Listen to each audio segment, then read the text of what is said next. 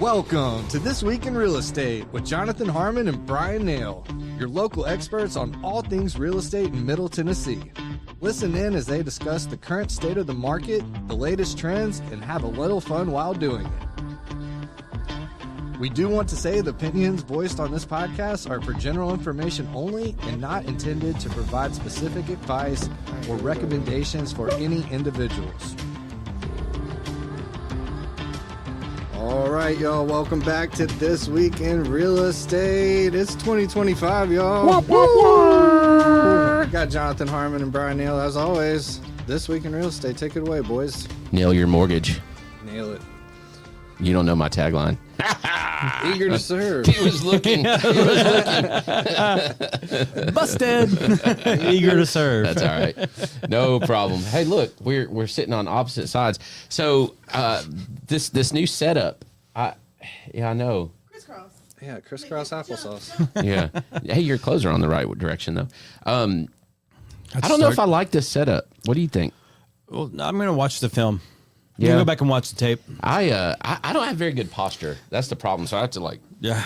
But then I feel like I'm on the Iron Throne or something. Oh, my microphone just messed up. Oh.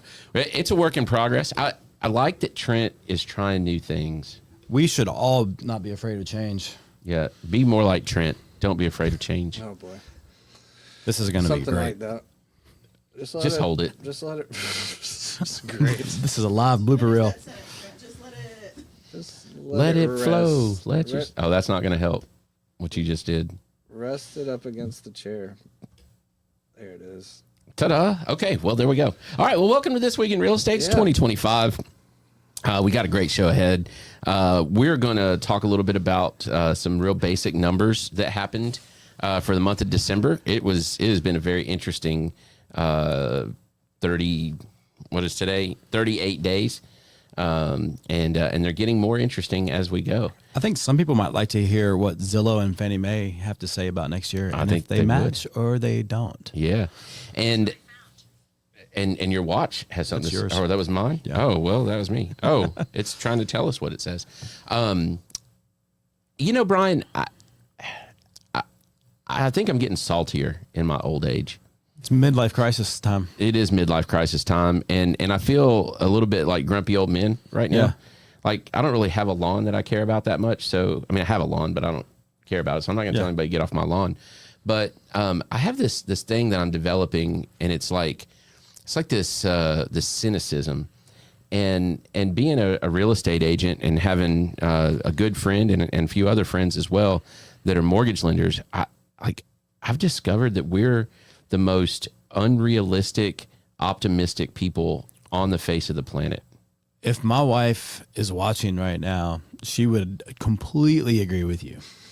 Like, we have no reason to be optimistic right now. She saw 2025 is going to be great. She saw 2022 and 23 coming a mile away, and I was like, "Oh, it's not like I'm going to go a month without closing a loan." Well, guess what?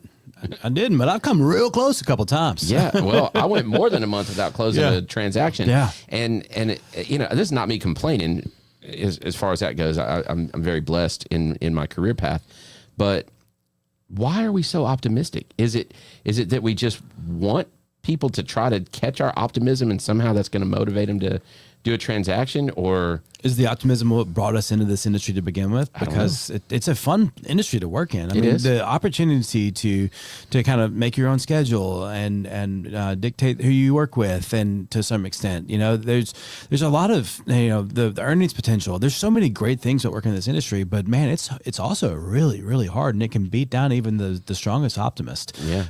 So it's I think we're sometimes delusional. Maybe a little bit. I think there's something in our DNA that kind of makes up, and I think there's the growing trend now is to have people take a personality test or a Myers-Briggs or a DISC profile, something like that, to say, hey, do they have the mental makeup, the personality of somebody who is typically successful in this market? And I think we have to watch out for that, because it actually leads to amazing things. And when you only have certain personality types that work in your industry, You have stereotypes that exist, and that's a slippery slope of a conversation that we're turning on here. But I think it's interesting to kind of say, okay, well, what are the dynamics of a prototypical successful mortgage loan officer, successful real estate agent? Like, what traits do they have in common? And where are some of the nuances in those personalities that can make them be, individual at the same time? That's a great conversation to have sometimes. So two.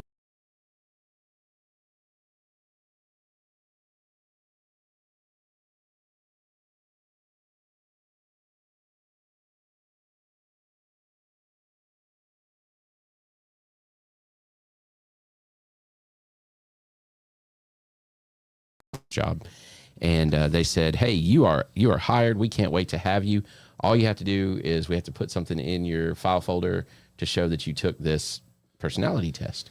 And I took the personality test and I failed and I didn't get the job. Wow. Yeah. Yeah, Guys, that's. hang on 1 second. Something happened. Uh-oh. Are we live? No. Oh, no. That was a good story.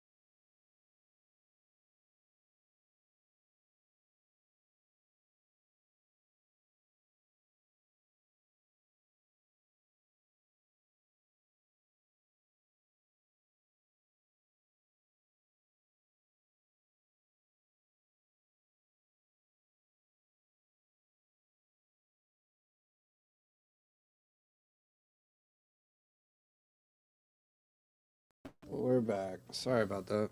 All right. So Jonathan was just telling us a story about he was offered a job, and pick it up from there, Jonathan. Yeah, I was offered a job, and all I had to do was pass the personality test, and I failed. So my parents love to talk about how I actually failed a personality test. I tend to think I have lots of personality, but apparently it's not the right personality, which I'm okay with that. I'll say one other thing about the delusional optimism is, and I think that sometimes it might be the product of us being in an echo chamber. And so when all you're doing is going to hear motivational speakers or coaches or people making their forecasts, and everybody wants to spread good news, right? Nobody wants to say, man, this year's going to be tough. This year's going to be hard. This year's we're going to see rates that we haven't seen in decades. Nobody wants to deliver that message. So we go to these things and we read these things, and we can be we criticize people that watch certain news networks, whether it's on this side. Or this whatever side. Doesn't side. matter which side. Yeah. If that's all, if you live in that echo chamber, you're just your algorithm on social media is also going to feed into that. And so, if everything that we're saying and doing and go into and consuming and is coming into here is a positive outlook, then yeah, we're gonna be very optimistic about the way things are gonna go. Yeah, no, that's a very good point, and perhaps that's why I have this feeling now, because I have lived in that echo chamber for so long. Yeah. And the last year and really the last 2 or 3 years, I've kind of pulled myself out of it and just kind of did my own thing, and not done all the seminars and coaching and all of that stuff. And I've gotten a little salty about that stuff too. So that's a whole other conversation. So what's more healthy, to live in a delusional optimism state or a salty, pessimistic kind of? I don't know, because here's the thing: even your delusional optimism, those coaches and those people that deliver those messages, they still say it, but they use code words, right? So you'll hear a coach or someone say something like this. They'll say, "Well, there's money to be made in every single market, so don't blame the market. Only blame yourself." Yeah, right? Yeah. Which is code for this market sucks. Yeah. And if you're not successful, it's sort of like it's not the market's fault. It's you because you didn't adjust with the market. Sometimes you can't adjust, right? And look, I'm gonna say it. Sometimes the refs really do lose a ball game for someone. If it's a close football game, Yeah. And the refs make 2 bad calls against one team, they're going to lose. Yeah. And so should they have done better? Yeah, but maybe they were actually evenly matched teams. Yeah. Right? So am I going to fail sometimes because of the market? No matter the fact that I did exactly what I'm supposed to do, and I did something that should have worked, that has worked every year for the last 15 years, and I do it again and I'm still going to fail? And is that my fault or is that the market's fault? Or Does it matter? Does it matter? Is it a little bit of both? Because you have to make micro adjustments in your business plan every year, and if you're not revisiting your strategies and the things that you have at your disposal and adding new tools into your toolbox, then you're going to hit some roadblocks and you're going to stumble out the gate sometimes.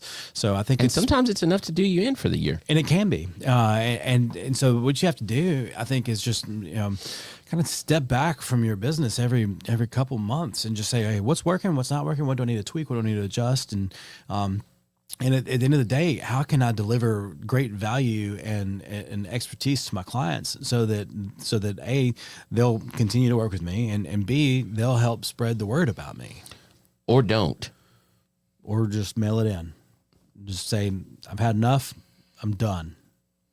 That's always an option too. I mean, for real. And a lot of people have made that decision. I saw something on the Facebook today, and it was. You said the Facebook. I did. It was, and I don't have any. I don't even remember what the numbers were, but it was something about like 45% of eligible loan officers in the state of Utah had not submitted their application for renewal. It's a big number. And I can't even cite the material. I can't cite the Facebook page or the group or anything.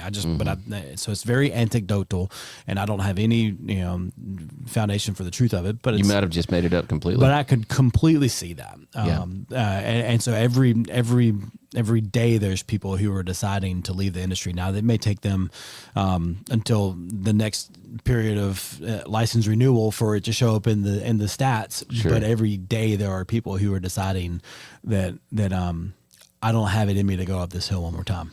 Well, and that's why I got into real estate. So in 2009, I read, again, can't cite the source, have no idea, or cite the source. But I read that in 2009, from 08 to 09, 65% of real estate licensees had retired their license. Yeah. Right after the crash in 1 year. And so you said, hey, there's opportunity here. That's a job opening. Yeah. Yeah. And since then, I'd say 65% times 10 have come into the industry. It's completely flooded now. And so, do you kind of get into this thing? Is there like a cyclical purge of some sort? You know what I mean? It's astounding and amazing because you've had this influx of people into the industry. At the same time, you're hearing more and more about how AI can do this, and that we don't need buyer's agents, and that who's going to compensate them? It should be the buyer's client who pays them. Like so many headwinds, but still people look at this industry and they think, I want to do this. And what's driving that? Is it because social media influencers? Is it because they see the lifestyle? They see the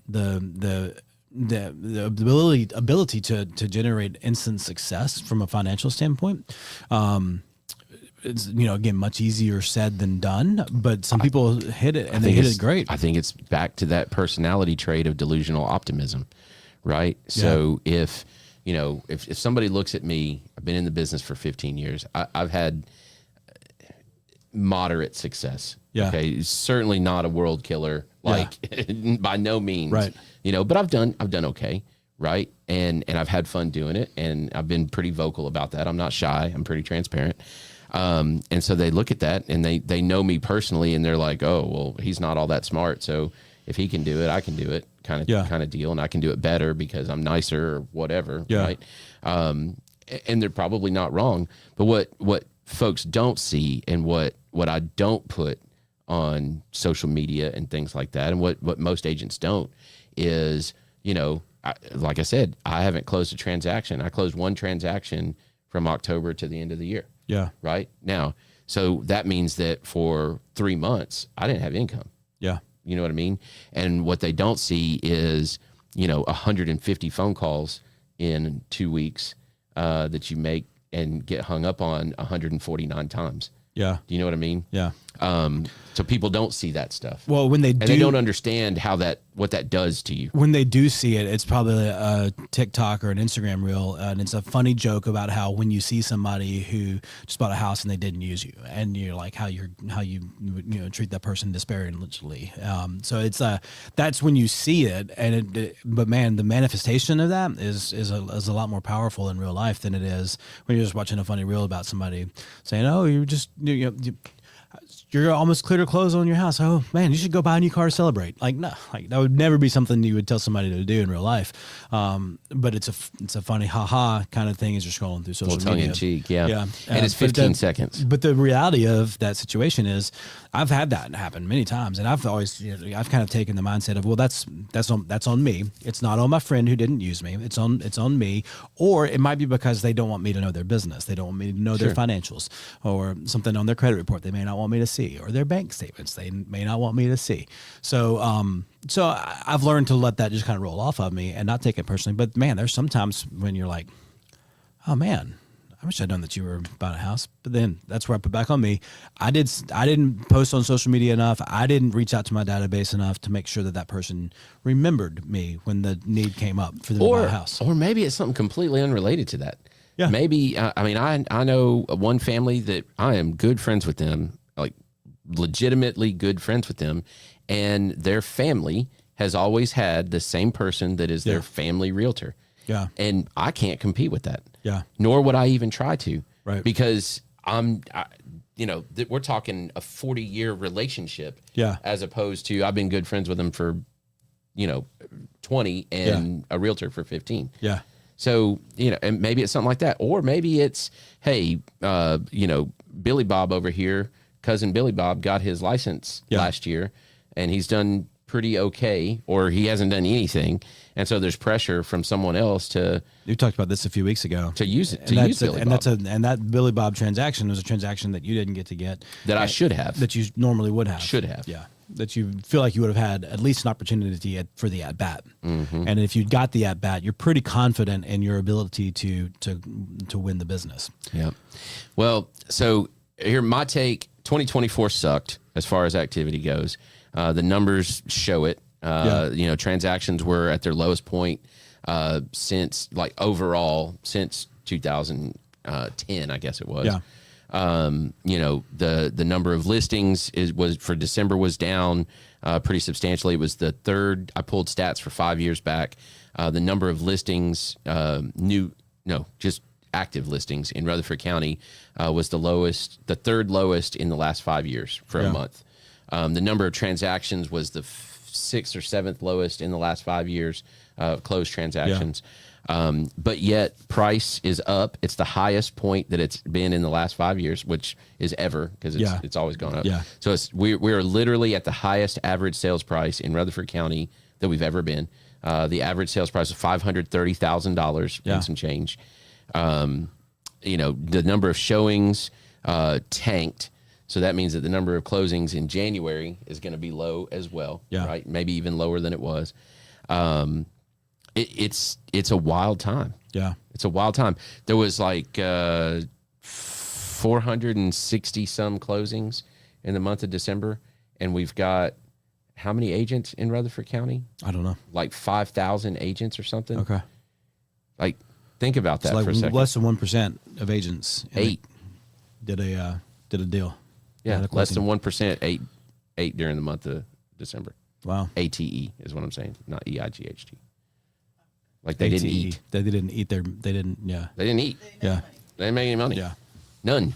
Yeah. It's crazy, man.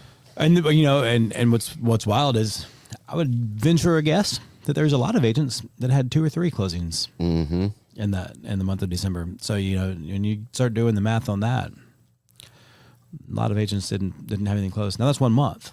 Sure, it's 1 month in a tough but year. November wasn't a whole lot better. No, just it wasn't. FYI. Yeah, no, it wasn't. So it's It's wild. It's so anyway. If for anyone that's watching this, I love this show because it's This Week in Real Estate, and it can, people who are watching this, in my mind, are either industry peers, but also people who are interested in buying a home, whether that's their first home or a dream home. So for those folks, they just kind of got a glimpse behind the curtain of what this industry is like to work in, and for the people who may be watching as industry peers, just got a hopefully I feel you, bro, kind of moment. Yeah.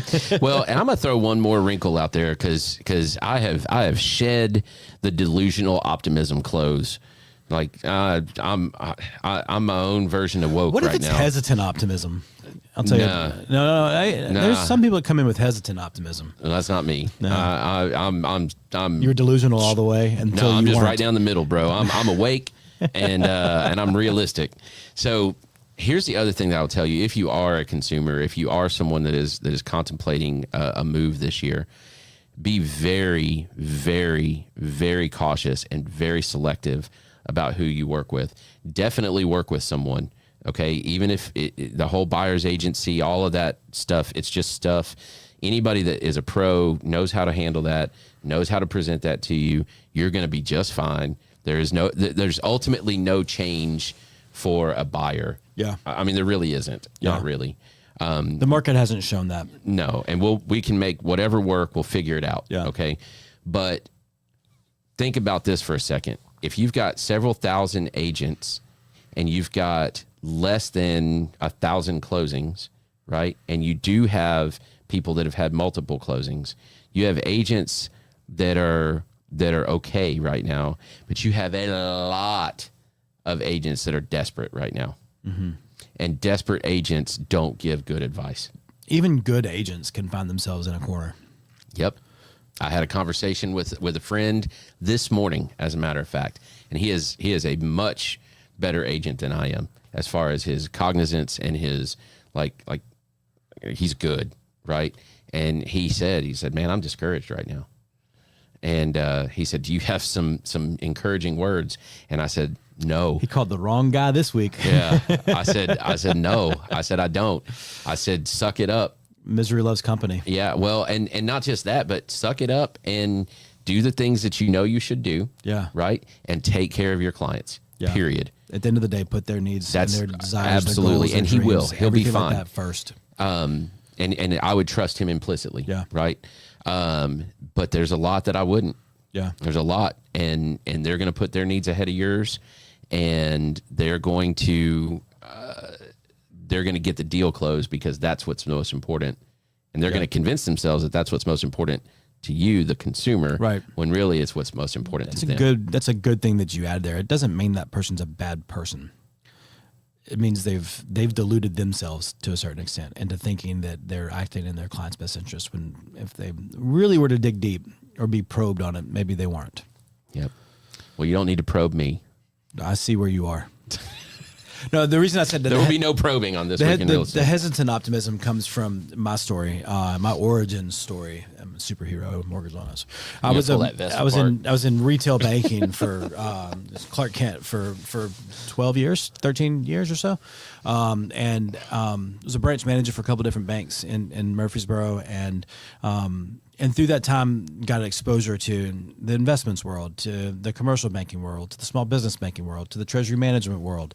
And at the end of the day, when I was like, okay, I'm ready to make a move out of retail banking, where do I want to go? And I was like, I always really liked helping people refinance their house, doing home equity lines of credit.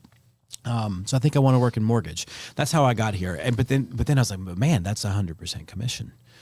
And thankfully, I've talked about my wife and the delusional optimism. She saw something in me too, where she was comfortable with me. I think a lot of people find themselves in that position. You're fairly young, but you're not super young. You got a couple of kids. You're making a comfortable salary, 2 or 3 weeks paid vacation, and you're kind of stuck because they pay you just enough money to keep you there. And I was like, man, dude, Bryan, you are a pretty good guy.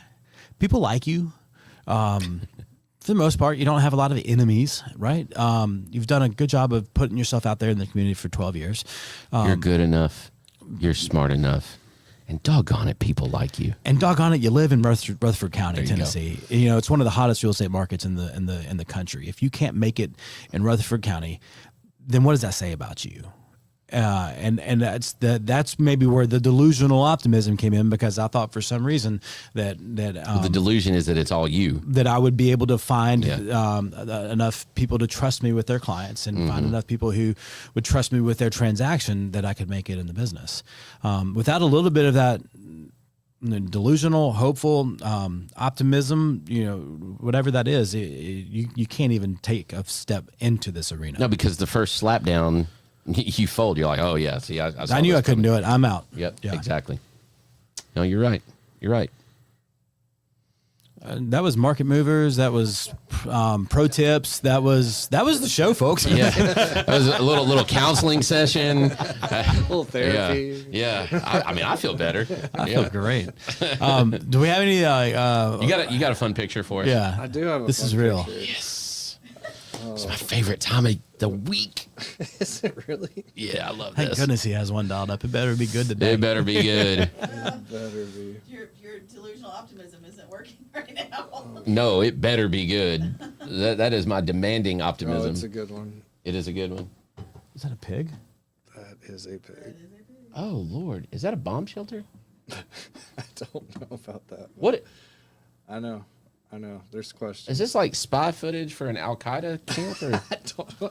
It's got a clothesline. Like the pot, like upside down. Like what? There's a lot. It's got a close. Right? It's got the dial from Piano. what is this? The movie Oh, Is it Saw? yeah, Saul. yeah, Yes, yeah, thank yeah. you. This is Saul's house. So is this really marketing a real estate? Got liquor Is it a bottles on the garage? desk. What? It was marked as a bonus room. Does the pig convey? Does the pig play the piano? Oh, I want to know. Bacon for a year. Oh my. That's gonna put I a don't lot see a of piano. Where's the piano? right here. Oh yeah. Does the pig play the piano? Right next to I think the it's more of an marble. organ than a piano. I think somebody plays the piano for the pig. Wow. Look at this swing with the How clothes pig hanging on it. sleep. Oh yeah, that's a. Wow. Yeah. This is awesome. It could be a light. I'd buy this.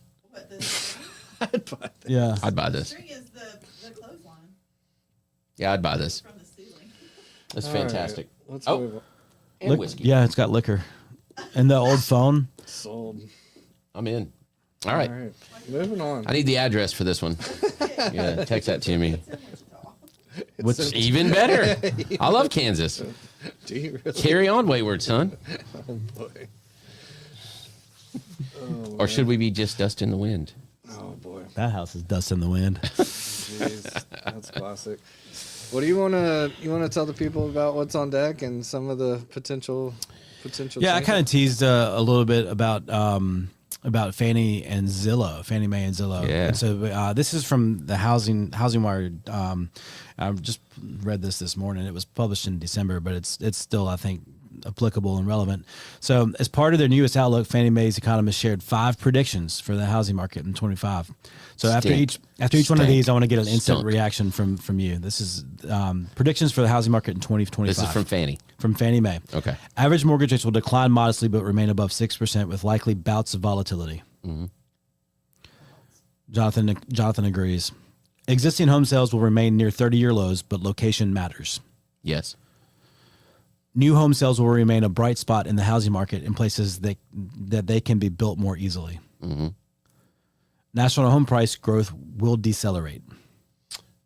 That's a very key word. Yeah. It said decelerate, not Price growth go will back. decelerate. Growth will decelerate, but we will not see a retraction in price. That's key. Slower. Yes, price will increase slower. You agree? Yeah. Multifamily housing will remain in a holding pattern. Multifamily housing will remain. Yeah, probably. Because that's essentially investment houses. Yeah. And people are just going to sit on what they got. Duplexes, quads, They're going to sit apartments. on, the investors are going to sit on what they got or Yeah. go into the stock market. Yep. All right. So that's Yeah, I agree 100%, Fannie.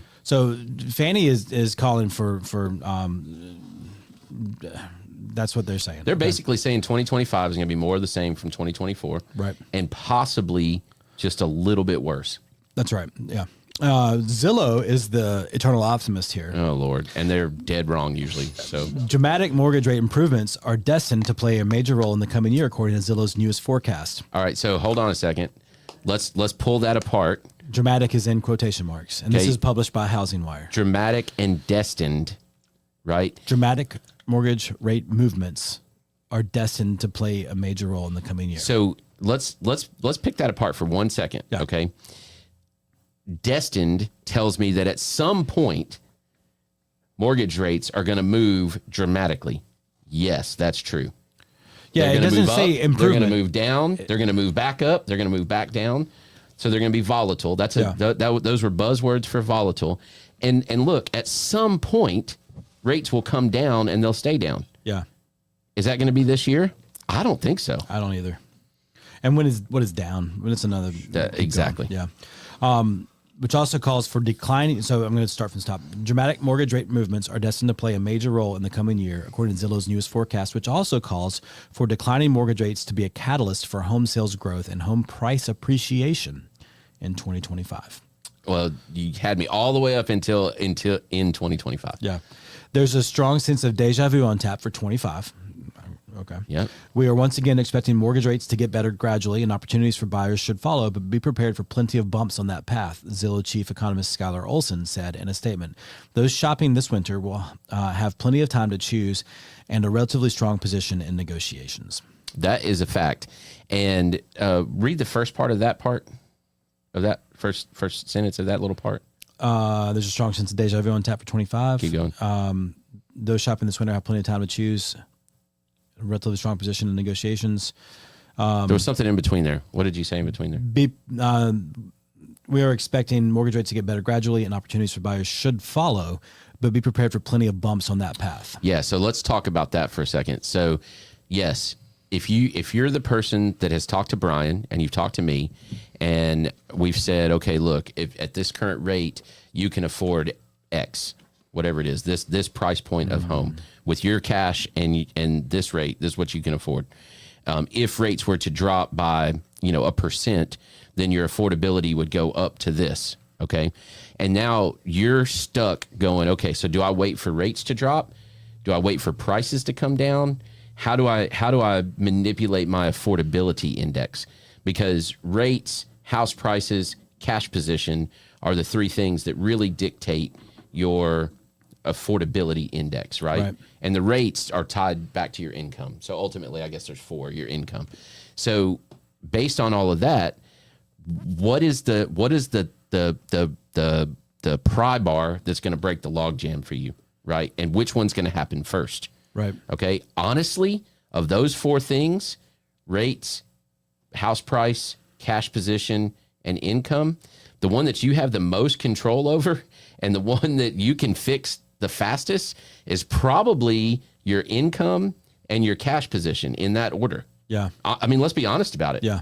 Because prices are not going to come down. You can't control interest rates at all. You can get lucky with your timing, but you can't control that. But even that, okay? You can control it to your interest rate a little bit if you have a strong cash position. Sure, and or you can negotiate something and get a buy down. Yeah. But even that, what we're talking about is if it's a, and I'm totally pulling this out, this has no bearing whatsoever on anything that Bryan has told me. If you're at a 6.5 today, and what are you going to wait for? Right? Right. A 5.5? Yeah. A 6? A 6.25? Yeah. Right? Do you have to wait all the way for a 4.99? I mean, you see what I'm saying? Yeah, what are you waiting on? And in that length of time, when it finally gets to that, prices have gone up and eaten any of that affordability away that you got from your rate. What's the old story? The best time to buy a house was always yesterday. Yesterday. Right? Yeah. And that's the market that we've been in for a long time now. Yeah. I feel like raise your income and save money. And boy, that's saving the cash position is key. And the thing about the cash position is you might not have to actually save the money in this market because you can negotiate with the seller of the house. It is not a seller's market. Now, there are properties who will sell pretty quick, but this is a pretty even market, I would say. And I have a lot of buyers who are getting concessions out of sellers that I would never have expected. Never would have even dreamed of asking. Dreamed of asking for it, right? And they're getting them now. Yeah. So so when we're talking about cash position, what does that mean? We're saying, okay, so let's say you've saved enough money for your down payment, but you don't have your closing costs yet. Let's go look. Let's go look for some houses. We'll get some closing costs covered. Yeah. You've saved enough money for your down payment and your closing costs, but you would like to have a little safety cushion. Let's go. Let's go find a house because you're going to get some of those closing costs covered. You've saved enough money for your down payment, your closing costs, but you really don't like where the interest rate is today. Well, we can do that too. Let's go get a buy down. Let's go get the seller to contribute to getting you into a better interest rate. Yeah. And all of those things are in play right now. And I want to throw one other thing out there. The whole seller's market, buyer's market. Okay. So historically, we measure that with absorption rate. Okay. And historically, a 7-month supply of houses is considered an even market. And if it's more than 7 months worth of houses available, then it is a buyer's market. Somebody needs to come up with a new definition. And if it's less than 7 months, it is a seller's market, right? That's the historical definition. Yeah. But there's a wrinkle that's happening right now that totally throws that on its ear. Okay. We are, as far as practice goes, we are absolutely in a buyer's market right now. Yeah. We are. Yeah. Right. But we've only got like a 2.5 month supply of houses. The reason for that is that at the same time that we've seen activity like closings and contracts slow down, we've seen new listings entering the market way slow down also. Right. There's that gridlock. Yes. So not only do we have fewer buyers that are buying, that are actively buying, we have way fewer sellers that are actively selling. So we've taken, yes, there's only 3.5 months of supply or 2.5 months of supply, because that's all that people are listing. Yeah. Everything that you just said is completely true. But I'd say also that you can't use that historical 7 months figure because it's 2025 now. And life comes at you, as Furious Builder would say, really fast, right? So microwave. I cannot imagine a scenario right now where I list a house and I'm thinking about where my family's going to live this fall. I'm like, oh, it's February. If we want to be in that house by September, I should go ahead and put it on the market. Man. But that's happening, Bryan. It is. It is happening, but I cannot imagine a world where where that goes back to the definition of what a seller's market is, or a normal, balanced market. Because for it to take that long to sell a piece of real estate after what we've had for the last 10 years, where we've had houses sitting on the market for a month to 90 days, is kind of a normal thing, and that's not even counting the last 3 or 4 years. Or I say the last, you can't say that anymore because it is 25. In 2022 was 3 years ago. But for that period of time there where it would sell in a weekend. Sure. So I feel like 7 months to me, we're living in a world that's too dependent on instant gratification. And if I want something, I want it now. You can buy now on Amazon, add to cart, buy now. And they might even ship it overnight. You want some information. You don't have to wait till you get home to look it up in your encyclopedia, or till you get home to pull it up on your dial-up internet. You can, hey Google or hey Siri, whatever. Yeah. So I think that our economy in general is just too, and our whole way of life is too much about instant gratification for us to go back to 7 months being the definition of a balanced market. I think it'll happen. I'd challenge that. I think we're getting there, but okay, you're actually correct. But the idea that 7 months to list a house is something you should plan for. It might be something you should plan for right now, but I wouldn't say that. And I would say that is absolutely a buyer's market. Oh, 100%. That's not a balanced market. No, for sure. All right, it's been good. What else this we got? It's been a good show. Yeah, man. Each of you end on a shiny penny. Let's just end on a shiny penny. Oh yeah. Let me think about that for a minute. You say one, and then I'll maybe come up with one while you're talking. Erica's calling. I think she's watching the show, and she's like, "Hey, delusional optimist." Yeah. I'll give a shiny penny. I have a new member started on my team today, so I'm very happy, and I don't want to put the cart before the horse. It's not the right time to announce her, but I do have a new loan officer started on my team, and I think she's going to bring some awesome talent and some diversity and some just a great resource to our team, and I'm stoked to have her joining us. Well, listen, and I don't know who it is, but she is lucky to be on your team as well because she's got great leadership, she's got great integrity, and she's got a great example. And she's got follow. a little delusional optimism, maybe. Keep it as long as you can. Thank you for those words. Keep it as long as you can. So I'm going to say my shiny penny is my assistant is sitting in the room right now, and she and I have been talking and getting some stuff planned for 2025, and she's grabbed a hold of some things, and we've got some cool stuff that's going to happen in 2025. Going to get some of the things that we've neglected back on track, and we got some cool stuff coming. So watch J Harmon Home Team, stick around with us, and listen. I'm gonna throw this out there, and I'm gonna say this every show now. Okay, if you just want to sit and talk about your current real estate situation with absolutely no pressure to do anything, but you're just like you're a little anxious, you're a little worried. You're just a little curious about what's going on in your scenario and your situation, what that would look like. Let's just grab a coffee, grab a beer, whatever, and talk about your scenario. And maybe this is planting the seed for something 5 years down the road, right? Maybe it is once rates hit 4.5% again, and maybe that's your number. Maybe that's your number. And maybe there's a mental block and there's some PTSD that will prevent you from doing anything else. Yeah. Cool. But let's have a plan for that because it might happen. Yeah. 3 years, 4 years from now. It might happen. Hell, it might happen by the end of this year. I don't know. Who knows? Who knows? But if it does, you need to be ready. So let's talk about what that looks like. Yeah. Great. That's good stuff. Hey, I'm going to throw this out there. Is this part of the show over? Go ahead. We got all kinds of stuff coming at CGB at Cedar Glade. Oh my gosh. I just put a bunch of events in.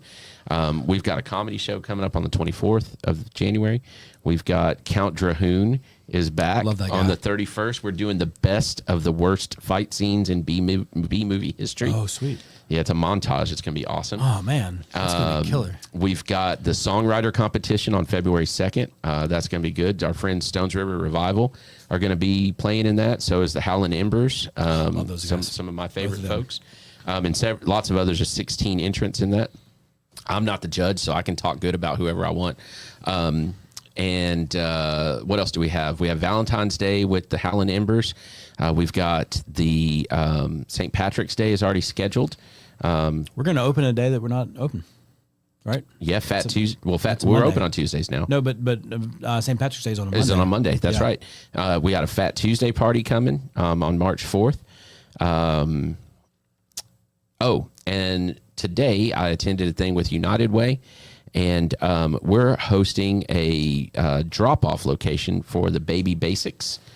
And we're going to do a baby party on the 15th of February. Bring in a pack of diapers, get a free beer. Love that. Be great. That's going to be awesome. Mm-hmm.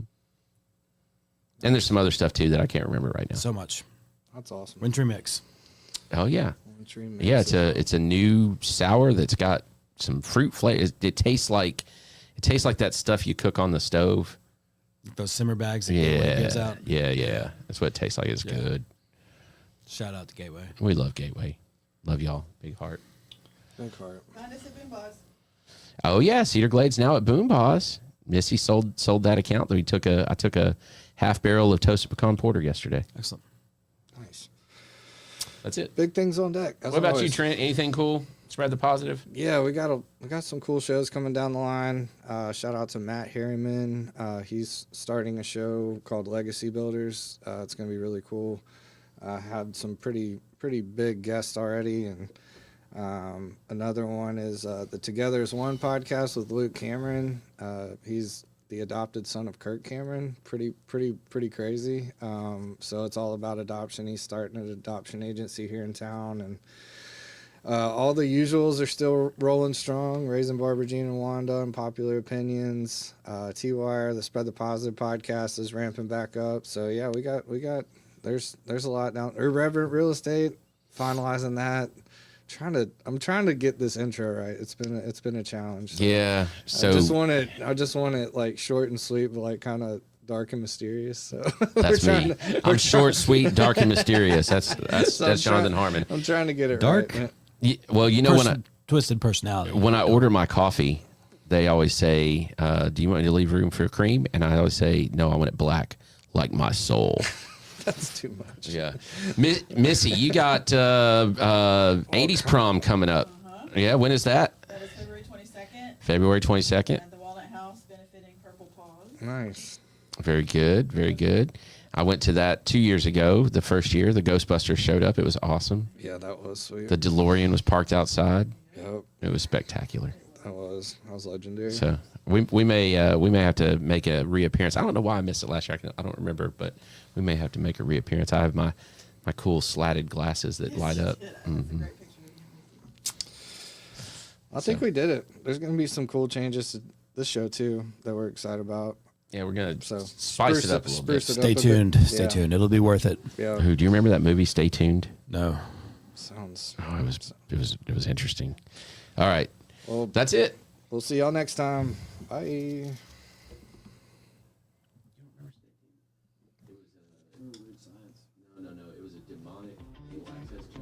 Thank you for listening to another episode of This Week in Real Estate with Jonathan Harmon and Bryan Nale, your go-to resource for all things real estate in Middle Tennessee. Be sure to like, share, follow, subscribe, and leave us a 5-star review. We will see y'all on the next one. Now for the nitty-gritty.